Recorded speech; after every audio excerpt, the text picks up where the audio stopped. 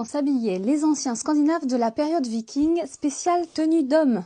Comme pour les femmes, les hommes portaient un habit en lin en dessous, c'est une sous-tunique. C'est le vêtement du dessous qui est l'équivalent d'un sous-vêtement. Et en bas, bien sûr, les hommes pouvaient porter un pantalon. Il en existe de plusieurs modèles. Ici, c'est plutôt un modèle Torsberg. C'est un modèle de pantalon qui est un petit peu antérieur à la période viking, donc avec jambes serrées. Ensuite, comme pour les femmes qui portaient une robe sur leur sous-robe, eh bien, les hommes portaient une tunique, principalement en laine, par-dessus leur sous-tunique en lin. Ensuite, je vais lui mettre une ceinture de type et-de-bi avec une boucle en D, en laiton et un mordant carré comme celui-là, avec un petit couteau à la ceinture, ça toujours utile. Les femmes aussi en portaient, hein, à la broche tortue ou à la ceinture.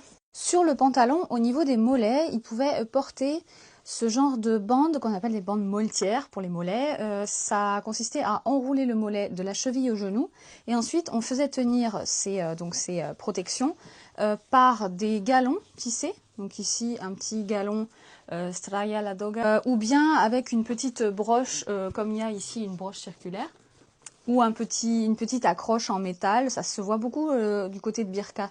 Ensuite, les hommes pouvaient porter le même type de capuchon que j'ai montré pour les femmes. Ici, j'ai un capuchon et-de-bi. En cas de grand froid, ils pouvaient, comme les femmes le faisaient, hein, porter des capes. Et bien sûr, s'il faisait froid, un petit bonnet en albinding sur la tête pour tenir le crâne au chaud. Voilà, si vous avez d'autres questions, vous pouvez me les dire en commentaire, j'y répondrai avec plaisir. Et c'est vrai qu'on n'a pas parlé beaucoup de bijoux, pour les femmes comme pour les hommes d'ailleurs.